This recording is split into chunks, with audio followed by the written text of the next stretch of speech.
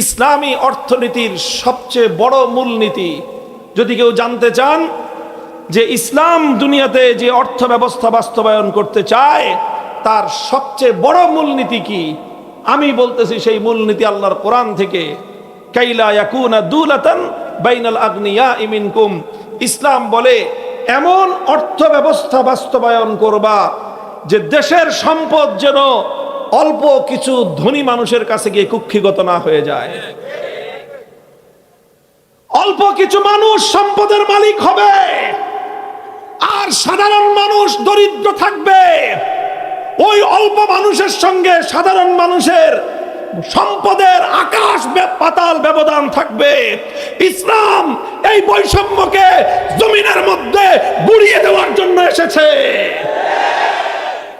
হতেই পারে না একদল মানুষ পাহাড় গড়ে তুলবে, একদল মানুষ আকাশচুম্বী সম্পদের পাহাড় গড়বে, আর ব্যাপক জনগোষ্ঠী তারা সম্পদহীন থাকবে। তাহলে এটা মুসলমানদের সমাজ হইতেই পারে না, হইতেই পারে না। এটা এই মুসলমানরা যদি আল্লাহর কোরআন পড়তো, তারা যদি আল্লাহর কোরআন বুঝতো, তাহলে কোন মুসলমান এইরকম সমাজ কোনোভাবেই বরদাস্ত করতো না। কাইলা ইয়াকুনা দুলাতান বাইনাল আগনিয়া মিনকুম, সম্পদ কোন একটা শ্রেণী বিন্যাসের বিশেষের কাছে, নির্দিষ্ট কিছু মানুষের কাছে সম্পদ কুক্ষিগত হতে পারবে না। বরং কি হবে, হ্যাঁ, বড় লোকরা বেশি সম্পদের মালিক থাকবে, কিন্তু সে যত বেশি সম্পদ কামাবে তত বেশি কমিশন তাকে দিতে হবে। তত বেশি কমিশন কোথায় যাবে? গরিবের কাছে চলে যাবে। এই জন্য ইসলামী অর্থ ব্যবস্থায় যদি বাস্তবায়ন হয় সমাজ এবং রাষ্ট্রে, সেখানে ধনী এবং গরিবের মধ্যে আকাশ পাতাল সম্পদের পার্থক্য থাকবে না। হ্যাঁ, ধনী একটু বেশি খাবে, ধনী সম্পদের বেশি মালিক থাকবে, কিন্তু গরিবও না খেয়ে থাকবে না। আর এখন আমাদের সমাজে যে অর্থ ব্যবস্থা প্রচলিত আছে এটাকে বলা হয় পুঁজিবাদী অর্থ ব্যবস্থা, ক্যাপিটালিজম। এই পুঁজিবাদী অর্থ ব্যবস্থা সবটাই হলো জনগণকে ধোঁকাবাজি, জনগণের সাথে ফাফরবাজির একটা অর্থ ব্যবস্থা। ফাফরবাজি বুঝেন না? আরে ভাই, আপনারা ঢাকার মানুষই, ফাফর মারা বুঝেন না? ফাফর এই যা আছে বর্তমানে আমাদের সমাজে, ইসলামী অর্থ ব্যবস্থা তো নাই, আছে কি? ক্যাপিটালিজম, পুঁজিবাদ। পুঁজিবাদ হলো পুরাটাই একটা ফাফরবাজির অর্থ ব্যবস্থা, চাপাবাজির অর্থ ব্যবস্থা। আরো সহজে বললাম, কেমনে চাপাবাজি আমি আপনাদের একটু হাতে ধরে দেখায় দেই। দেখেন, আমাদের দেশে প্রতি বছরই কিন্তু একটা সরকারি হিসাব যে আসে, সেই হিসাব অনুযায়ী দেশের সম্পদ বাড়তেছে। কথা বলেন ঠিক কিনা? আপনি খুঁজে দেখেন 2023-24 অর্থ বছরে দেশের জনগণের পার ক্যাপিটা ইনকাম, মাথা পিছু আয় যেটা ছিল 2024-25 অর্থ বছরে, সেটা আরো বেড়ে গেছে। 2024-25 অর্থ বছরে বাংলাদেশের মানুষের মাথা পিছু আয়, পার ক্যাপিটা ইনকাম, মানে গড় আয় কত জানেন আপনারা? শুনলে আসমান থেকে পড়বেন যে হুজুর আমরা এত টাকা কামাই। গড় আয় মানে সবার মাথা পিছু আয় হলো $2,820, $3,40,000 টাকা বাংলাদেশি টাকায়। কত টাকা? কত? আরে ভাই, গত বছর কামাইছেন মিয়া আপনারা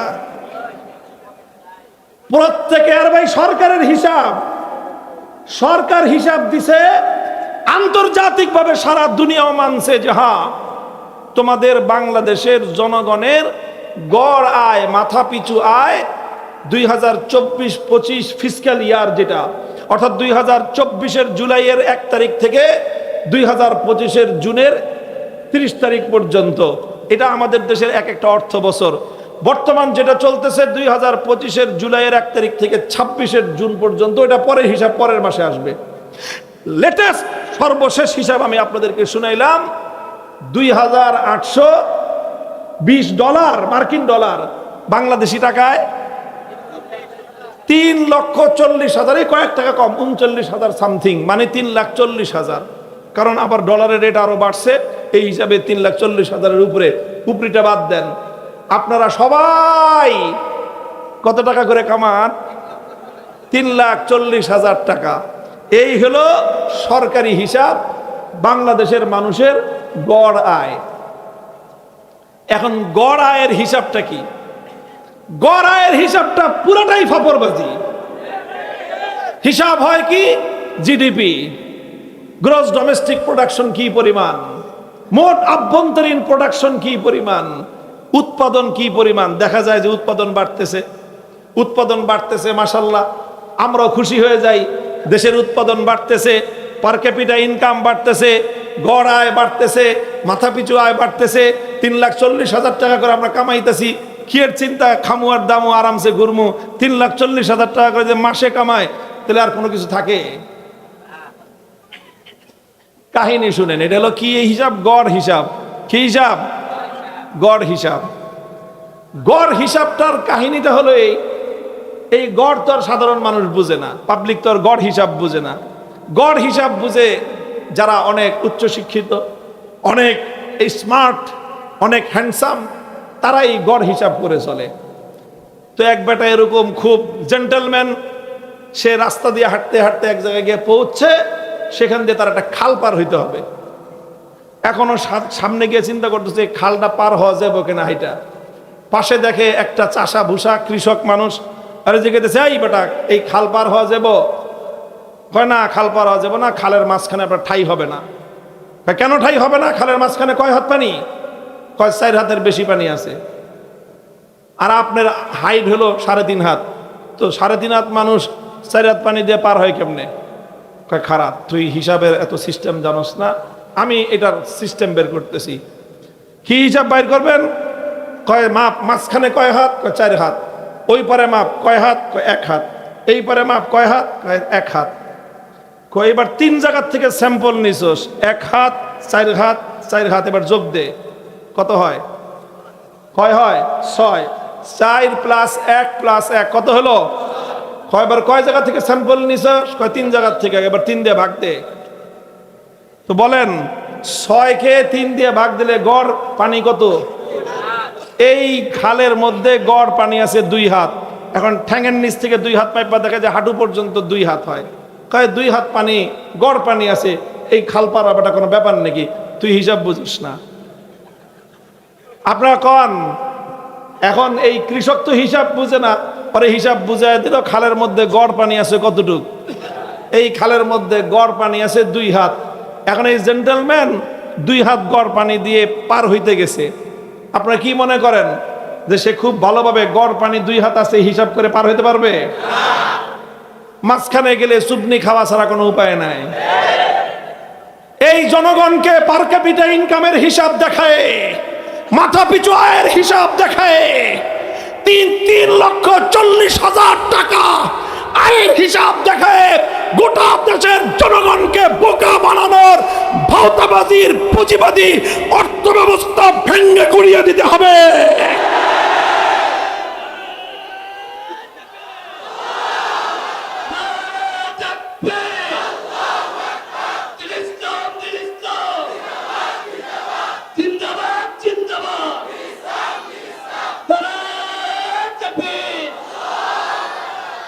আপনাদেরকে আরেকটা ইন্টারেস্টিং ইনফরমেশন দিয়ে আমি আপনাদেরকে, খুব মজার একটা তথ্য।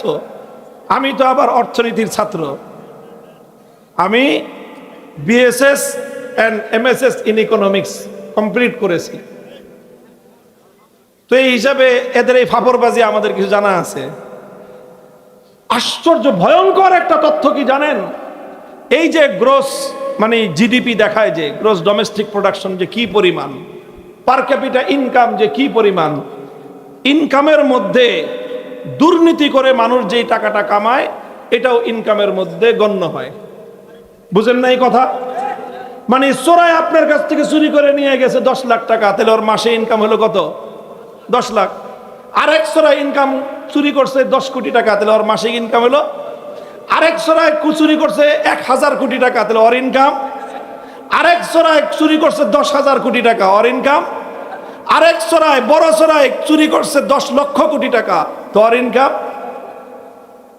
এই সব চোরাদের যে চুরি, এই চুরি হলো সব এই আপনার পার ক্যাপিটা ইনকামের মধ্যে গণে। পার ক্যাপিটা ইনকাম যে 3,40,000 মাগনায় হয়েছে নাকি রে ভাই? এই দেশের জনগণের সম্পত্তি যে চুরি করছে, চুরি করে করে সুইস ব্যাংকে নিয়ে জমা করছে, চুরি করে নিয়ে আমার দেশের গরিব মেহনতি মানুষের মাথার ঘাম পায়ে ফেলানো ট্যাক্সের পয়সা চুরি করে করে বিদেশে যারা বেগম পাড়া করেছে, ওই বেগম পাড়ার সম্পত্তি যোগ দিলে তো পার ক্যাপিটা ইনকাম বাড়বেই। হিসাব নিয়ে দেখেন, আমি আপনাদেরকে যে তথ্য দিলাম খবর নিয়ে দেখেন যে এগুলোকেও ইনকামের মধ্যে হিসাব করা হয়। দুর্নীতি করে যে টাকা কামায়, তো স্বাভাবিকভাবেই দেশের মধ্যে যখন দুর্নীতি বাড়ে পার ক্যাপিটা ইনকামও বাড়ে। বলেন দুর্নীতি যদি বাড়ে জনগণের লাভটা কি হয়? আরে ভাই, গোটা জনগণের সম্পদ এটা ফোকরা করে তলাবিহীন ঝুড়িতে পরিণত করে দেশের সম্পদ, জনগণের সম্পদ পাচার করলো, অন্য দেশে নিয়ে গেল। এক এলাকার সম্পদ এভাবে আরেক এলাকায় নিয়ে সেই এলাকায় নিজের আখের গোছানো ইসলামী অর্থনীতির মূল দৃষ্টিভঙ্গির খেলাফ। আপনারা বলেন জাকাত বাস্তবায়ন হলে হুজুর লাভ কি? বেটা, জাকাত বাস্তবায়ন হলে লাভ মানে, জাকাত বলতে কি বুঝছো তোমরা? জাকাতের একটা মূল নীতি হলো তুখাযু মিন আগনিয়াইহিম ওয়া তুরাদ্দু আলা ফুকারাইহিম। যেই এলাকা থেকে জাকাত উত্তোলন করা হবে সেই এলাকার অভাবী মানুষ বেঁচে থাকতে অন্য কোন এলাকায় জাকাত ট্রান্সফার করা যায় না। মুহতারাম হাজিরিন, এই জন্য বলতেছি যে এইভাবে দেশের সম্পদ চুরি করে পার ক্যাপিটা ইনকাম বাড়ায়, জনগণের সম্পদ লুটপাট করে, বেগম পাড়া করে নিজেরা আঙ্গুল ফুলে কলা গাছ হয়। অল্প কিছু মানুষ রাতারাতি কোটিপতি বনে যায়। যখন যারা ক্ষমতায় আসে, ক্ষমতাসীনদের আশেপাশের অল্প কিছু লোক তারা রাস্তার ফকির নির্বুত 2 দিন পরে অট্টালিকা গড়ে। বানায় বলতেছি কথা, মিথ্যা কথা বলতেছি? আপনি যান বলেন বাংলাদেশের সরকারি অফিস আদালতে, আপনারা একদম আল্লাহকে হাজির নাজির যায় না বলবেন, আমার কোনো কথায় প্রভাবিত হবেন না। সরকারি অফিস আদালতে যদি কাজ করতে যান, টাকা পয়সা ছাড়া, ঘুষ দেওয়া ছাড়া কত % কাজ আপনারা করতে পারেন বলেন? বলেন, এই কথাকে আমি আপনাদেরকে শিখিয়ে দিছি। আপনারাই তো যান সরকারি অফিস আদালতে, প্রত্যেকটা মানুষের বিশ্বাস হলেই সরকারি অফিস আদালতে টাকা ছাড়া কাজ হয় না। তাহলে তার মানে কি বোঝা গেল? এই রাষ্ট্রের সরকারের কর্মকর্তা কর্মচারীদের মধ্যে প্রায় শতকরা 100% দুর্নীতিবাজ। তাহলে এই দেশ, এই সমাজ উন্নত করতে হলে সর্বপ্রথম দুর্নীতির বিরুদ্ধে সরকারি কর্মকর্তা আমলাদের মধ্যে নীতি নৈতিকতা সৃষ্টি করা ছাড়া, তাদের দুর্নীতিকে রোধ করা ছাড়া এ জাতির ভাগ্যের পরিবর্তনের কোনো উপায় নাই। এই জন্য জাকাত ব্যবস্থা বাস্তবায়ন করেন। ইসলাম কি বলবে? ইসলামের জাকাত ব্যবস্থা বাস্তবায়ন করলে কখনোই এইভাবে এই ফাঁক ফোকর শুভঙ্করের ফাঁক থাকবে না, যে গড় হিসাবের একটা আপনার ভেলকিবাজি দেখায়া জনগণকে বোধাই বানা ছেড়ে যাবে। কথা বলেন ঠিক কিনা? আঞ্চলিক ভাষায় বললাম, তার ঢাকার ভাষা একেবারে খাস। এই কথাটাই জনগণকে বোধাই বানানো হইতেছে। দেশের সম্পদ বাড়ে, হিসাব দেখায়।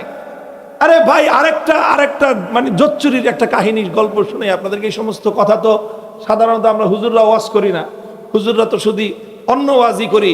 মানুষকে ইসলামী সমাজ ব্যবস্থার কথা, অর্থ ব্যবস্থার কথা, ইসলামী রাষ্ট্র ব্যবস্থার কথা তো আমরা বলতেও চাই না। এগুলো বলা দরকার সাধারণ মানুষকে। দেখেন, বিগত সময়ে একটা পলিসি রাষ্ট্র মেনটেন করত। কি পলিসি? 2 দিন পর পর সরকারি কর্মকর্তাদের বেতন বাড়ত। কথা ঠিক? নির্বাচন আসতেছে সামনে, সরকারি কর্মকর্তাদের বেতন বাড়ায়া 20%। এক ফালে 1 লাখ টাকার বেতন 1,20,000। আরে কোনো কাম নাই, কাজ নাই, হঠাৎ করে এত সম্পদ বাড়ায় দিলাম, এত বেতন বাড়ায় দিল, তো দিবে কোত্থেকে সরকার? দেশে তো এত টাকা নাই, এত সম্পদ নাই। তাহলে যে সরকারি লক্ষ লক্ষ কর্মকর্তাদের যে বেতন, 20%, 30% বাড়ায় দিল, বাড়া দিয়ে ওদেরকে তো খুশি করে দিল। ওরা তো বাস এখন সরকারকে রাখার জন্য যা যা অন্যায় করতে হয়, জনগণ খুন করতে হয় কর, জনগণ মারতে হয় মার, কারণ আমার তো বেতন বাড়তেছে। গোটা প্রশাসনকে লোভী স্বার্থপর বানায় দেওয়া হয়েছে এই সুবিধা দিয়ে। কেন? হে প্রশাসনের কর্মকর্তারা, তোমাদের অন্তরের মধ্যে এই এতটুকু পর্যন্ত বোধ তৈরি হয় নাই যে এই যে আমাকে যে বাড়তি সুবিধাটা দিচ্ছে, খামাখা দিচ্ছে, আমার কাছে অনৈতিক সুবিধা দিচ্ছে, আমার কাছ থেকে অনৈতিক সুবিধা নেওয়ার জন্য। তোমরা যদি সেদিন এই কথাটা চিন্তা করতা, তাহলে 5ই আগস্টে পুলিশ প্রশাসনকে এইভাবে এদেশের মানুষের কাছে নাজেহাল হওয়া লাগতো না। যাই হোক, এই কাহিনীটা কি জানেন? এই যে হঠাৎ করে যে তারা 20% বেতন বাড়ায় দেবে একদিনে, অথচ সরকার তো এইভাবে বেতন বাড়াইতে পারে না, কারণ সরকারের তো এই সম্পত্তি নাই। তারপরে কি করছে জানেন? এটাও আরেকটা সিস্টেম। রাষ্ট্রের যে আপনার ইকোনমিক সিস্টেম আছে, মাইক্রো ইকোনমিক্স এবং ম্যাক্রো ইকোনমিক্স, দুইটা ভাগ মোটা দাগে। রাষ্ট্রীয় যে ম্যাক্রো ইকোনমিক্স, এটা দুইটা পলিসির উপর চলে। একটাকে বলা হয় ফিসক্যাল পলিসি, আর একটাকে বলা হয় মনিটারি পলিসি। মনিটারি পলিসির অর্থ হলো টাকা ছাপানো। টাকা ছাপানো বাড়বে না টাকা ছাপানো কমবে, এটার উপর ভিত্তি করে রাষ্ট্রের জিনিসপত্রের দাম, জনগণের মানে দ্রব্যমূল্য, এটা নির্ভর করে মনিটারি পলিসির উপর। সরকার যখন টাকা ছাপানো কমায় দেয়, তখন আস্তে জিনিসপত্রের দাম কমে যায়। সরকার যখন টাকা ছাপানো বাড়ায় দেয়, তখন জিনিসপত্রের দাম বেড়ে যায়। তো সরকার যে সরকারি কর্মকর্তাদেরকে বেতন বাড়াইলো 20% করে, টাকা দিবে কোত্থেকে? বাবার গোলায় টাকা ভরে থুয়ে গেছে যে মাসে তুমি, বছরে তুমি লাভ দিয়ে ফাল পাইরা যে 20% বাড়ায় দিলা। এই হাজার হাজার লক্ষ লক্ষ সরকারি কর্মকর্তাদেরকে হাজার হাজার কোটি টাকা কোত্থেকে না দিবে? বাস অর্ডার দিয়ে দিছে যে টাকা ছাপা। টাকা ছাপাইলো, 20% টাকা খামাখাই ছাপাইলো। একটা দেশের সম্পত্তি আছে মনে করেন 1 লক্ষ কোটি টাকার। এখন ওই দেশে যদি 1,20,00,000 কোটি টাকা ছাপানো হয়, তাহলে সম্পদ কি বাড়লো না শুধু কাগজ বাড়লো? শুধু কাগজ বাড়ছে, সম্পত্তি কিন্তু কিছুই বাড়ে নাই। আগে তুমি 100 টাকা দিয়ে যেই জিনিস পাইতা, এখন ওই জিনিস কিনতে তোমার 120 টাকা লাগবে। যেই লাও সেই কদু। আরে ভাই, বছর বছর বেতন বাড়ে। গত বছর যেই জিনিসের দাম ছিল 100 টাকা, এই বছর সেই জিনিসের দাম হলো 125 টাকা, তোমার বেতন বাড়ছে 100 টাকা, 100 টাকা থেকে 120 টাকা। বলেন, গত বছর যেই জিনিস কিনতেন 100 টাকা দিয়ে, এবার সেই জিনিসের দাম যদি হয় 125 টাকা, আর আপনার বেতন যদি বাড়ে 20 টাকা, তাহলে আপনার লাভ হলো না লস হলো? পাবলিক রে কে বুঝাবে এই কথা যে তোমার যে 20 টাকা বেতন বাড়ছে, লাভ হয় নাই তোমার? কারণ দেশের মধ্যে মূল্যস্ফীতি, দেশের মধ্যে দ্রব্যমূল্যের দাম বেড়েছে 25%, তোমার বেতন বাড়ছে 20%, মানে তুমি এখনো 5% মাইনাসে আছো। কিন্তু জনগণকে এই যে কি বলছিলাম, কি বানায়, এই বোধহয় বানায় হয়ে গেছে। বিশ্বাস করেন, এই কাহিনীগুলো করছে। এতে গোটা দেশের মধ্যে অর্থনৈতিকভাবে ভারসাম্যহীনতা দেখা দিয়েছে। কারণ তুমি তো সরকারি কর্মকর্তাদের বেতন বাড়াইলা 20% করে, এবার প্রাইভেট সেক্টরে যারা চাকরি করে, বলেন যারা প্রাইভেট সেক্টরে চাকরি করে তাদের সংখ্যা সরকারি চাকরিজীবীদের চেয়ে কম না বেশি? কয় গুণ বেশি বলেন এবার? অনেক গুণ বেশি, অনেক গুণ বেশি। তোমার সরকারি কর্মকর্তা কর্মচারী কয়জন?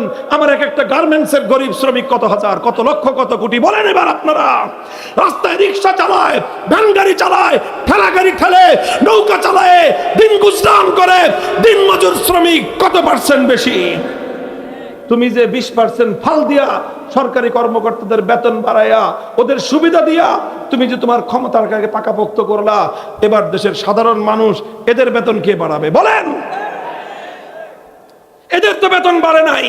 সরকারি কর্মকর্তাদের বেতন যখন বাড়ছে, বাজারে জিনিসপত্রের দাম বেড়ে গেছে, কারণ সরকারি কর্মকর্তাদের বেতনও বাড়লো 20%, ঘুষ বাড়ছে তো আরো বেশি। এখন অল্প কিছু মানুষের কাছে সম্পত্তির পাহাড় জমেছে, পাহাড় গড়েছে, পাহাড় সম সম্পদ দিয়ে বাজারে জিনিসপত্র কিনতে গেলে বড় মাছগুলি সব কিনে ফেলায়, ভালো ভালো মাখনগুলি সব তারা খায়। সাধারণ মানুষ তার কাছে তো আর ওই পরিমাণ টাকা বাড়ে নাই। সেই ক্ষেত্রে গোটা সরকার, গোটা রাষ্ট্রের মধ্যে, জনগণের মধ্যে অর্থনৈতিক ক্রাইসিস দেখা দেয় এবং তাদের মধ্যে বৈষম্য দেখা দেয়, তাদের মধ্যে হতাশা তৈরি হয়। তারা প্রথমে খুশি হয়েছিল যে আমার 10% বেতন বেড়েছে, যে দেখে জিনিসপত্রের দাম বেড়েছে 25%, তখন মাথার চুল ছিঁড়া ছাড়া সাধারণ মানুষের কোনো উপায় থাকে না। বলবেন সমাধান কি? হ্যাঁ মুসলমান, সমাধান একটাই, আল্লাহর কোরআনের পথে আসো, যেখানে কোনো ভৌতবাদের স্থান নাই। আসো ইসলামী অর্থ ব্যবস্থার দিকে, ধোঁকাবাজির কোনো স্থান নাই। আসো ইসলামী কোরআনের অর্থ ব্যবস্থার দিকে, যেখানে গরিব মানুষকে প্রাধান্য দেওয়া হয়েছে, বড় লোককে নয়। ইসলামের মূল কথাই হলো এখানে গরিবের প্রাধান্য, বড় লোকের নয়। এই জন্য আল্লাহর পয়গম্বর বলেছেন, ইন্না ফিল মালি লাহাক্কান সিওয়াজ যাকাত, ইন্না ফিল মালি হাক্কান সিওয়াজ যাকাত। বড় লোকের যাকাত দিয়ে যদি গরিবের জীবন বাঁচার মতো ব্যবস্থা না হয়, গরিবের জীবন বাঁচানোর জন্য যেই পরিমাণ সম্পদ বড় লোকের কাছ থেকে নিলে গরিবরা বাঁচবে, সেই পরিমাণ সম্পদই বড় লোকের কাছ থেকে নেয় গরিবদের মধ্যে বন্টন করে দেওয়া রাষ্ট্রের দায়িত্ব। বলেন, যদি এই সিস্টেম, আল্লাহর নবীর এই আদর্শ যদি একটা সমাজে বাস্তবায়িত হয়, সেই সমাজে কারো বাড়িতে 3টা প্রাণও থাকবে, আর কেউ 10 জন 20 জন নিয়ে একটা পরিবার, মা অসুস্থ, মা দুকে দুকে মারা যায়, সন্তান চেয়ে চেয়ে দেখে, মাকে হাসপাতালে নিয়ে ন্যূনতম চিকিৎসাটুকু দেওয়ার সামর্থ্য তার নাই, বুক চাপড়ায় বাবার সামনে, পিতার সামনে, দিনমজুর পিতার সামনে কলিজার টুকরা সন্তান তরপায় তরপায় মারা যেতেছে, ওর মুখে ওষুধটুকু কিনে দেওয়ার মতো সামর্থ্য তার নাই। বলেন, এই বাপকে কি সান্ত্বনা দিবেন আপনি? দোস্ত, আমরা যে বলি, আমরা যে চিৎকার করি, আমাদেরকে তোমাদের কাছে পাগল মনে হয় না? মনে করো যে আমরা শুধু ধর্ম বেঁচে খাই। নাউজুবিল্লাহ, আমরা ধর্ম বেচি না, আমরা ধর্মের জন্য জীবন দিতে চাই। আমরা ইসলামকে দিয়ে স্বার্থ উদ্ধার করি না, জনগণের দুয়ারে দুয়ারে ইসলামের কল্যাণ আমরা পৌঁছে দিতে চাই।